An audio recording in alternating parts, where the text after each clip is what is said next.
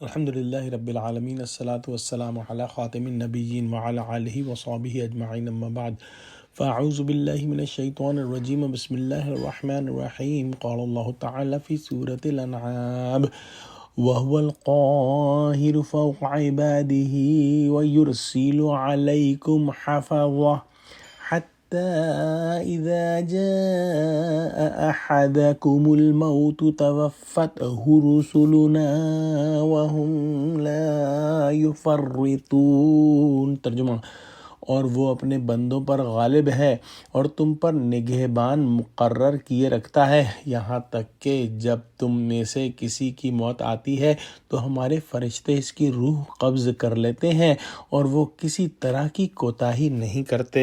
اللہ سبحانہ و تعالی غالب ہے، وہ نگرانی کرنے والے فرشتوں کو بھیجتا ہے۔ اول تو یہاں پر یہ فرمایا کہ اللہ سبحانہ و تعالیٰ اپنے بندوں پر غالب ہے، اسے کوئی عاجز نہیں کر سکتا۔ وہ اپنے بندوں کے بارے میں جو کچھ ارادہ فرمائے اسے کوئی نہیں روک سکتا۔ پھر فرمایا کہ وہ تم پر اپنے نگران بھیجتا ہے، اس سے اعمال لکھنے والے فرشتے مراد ہیں، جیسا کہ سورہ انفطار میں فرمایا وَإِنَّ عَلَيْكُمْ لَحَافِظِينَ كِرَامًا كَاتِبِينَ يَعْلَمُونَ مَا تَفْعَلُونَ، کہ اور تمہارے اوپر نگران ہیں جو عزت والے کاتب ہیں، وہ جانتے ہیں جو تم کرتے ہو۔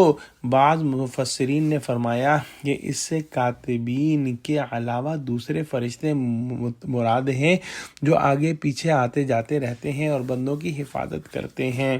اعمال لکھنے والے فرشتے حسنات اور سیئات لکھتے ہیں، جس میں اقوال اور اعمال سب آ جاتے ہیں۔ حضرت ابو ہریرہ رضی اللہ تعالی عنہ سے روایت ہے کہ رسول اللہ صلی اللہ علیہ وآلہ وسلم نے فرمایا کہ تمہارے پاس رات کے فرشتے اور دن کے فرشتے آگے پیچھے آتے جاتے ہیں اور فجر اور عصر کی نماز میں ان کا اجتماع ہوتا ہے۔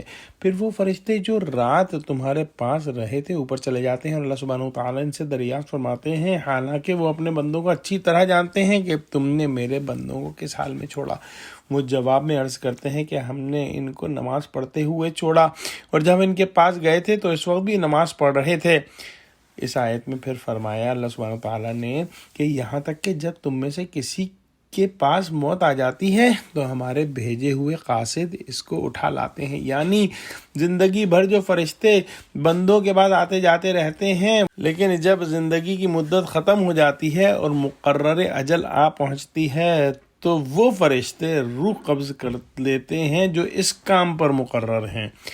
حضرت ابن عباس رضی اللہ تعالی عنہما سے نقل ہے کہ یہاں رسولنا سے ملک الموت کے اعوان یعنی مددگار مراد ہیں، اور پھر فرمایا وَهُمْ لَا يُفَرِّطُونَ، یہ فرشتے جو روح قبض کرنے پر مقرر ہیں کچھ بھی کوتاہی نہیں کرتے۔ گویا اس کا سوال ہی پیدا نہیں ہوتا کہ کسی کی موت کا وقت آ جائے اور اس میں کسی قسم کی کوئی تاخیر ہو جائے۔ اگلی آیت میں ارشاد فرمایا ثُمَّ رُدُّوا إِلَى اللَّهِ مَوْلَاهُمُ الْحَقِّ أَلَا لَهُ الْحُكْمُ وَهُوَ أَسْرَعُ الْحَاسِبِينَ۔ ترجمہ: پھر قیامت کے دن تمام لوگ اپنے مالک برحق خدا تعالیٰ کے پاس واپس بلائے جائیں گے۔ سن لو کہ حکم اسی کا ہے اور وہ نہایت جلد حساب لینے والا ہے۔ تو اللہ سبحانہ و تعالی سب کا حقیقی اور واقعی مالک ہے اور اس کی طرف ہی سب لوگ لوٹائے جائیں گے، اور اللہ سبحانہ و تعالی کے لیے ہی حکم ہے اور وہی فیصلے فرمائے گا، اور وہ حساب لینے والوں میں سب سے جلدی حساب لینے والا ہے۔ یعنی کہ ایک لمحے کے اندر آدمی کی عمر بھر کی بھلائی اور برائی واضح کر دی جائے گی، اور اللہ سبحانہ و تعالی اس چیز پر مکمل طور پر قادر ہیں۔ دعا کرتے ہیں کہ اللہ سبحانہ و تعالی ہم کو قرآن کا فہم عطا فرما اور ہمارے حساب کے دن میں آسانی فرما، آمین۔ وآخر دعوانا الحمدللہ رب العالمین۔ السلام علیکم ورحمۃ اللہ وبرکاتہ۔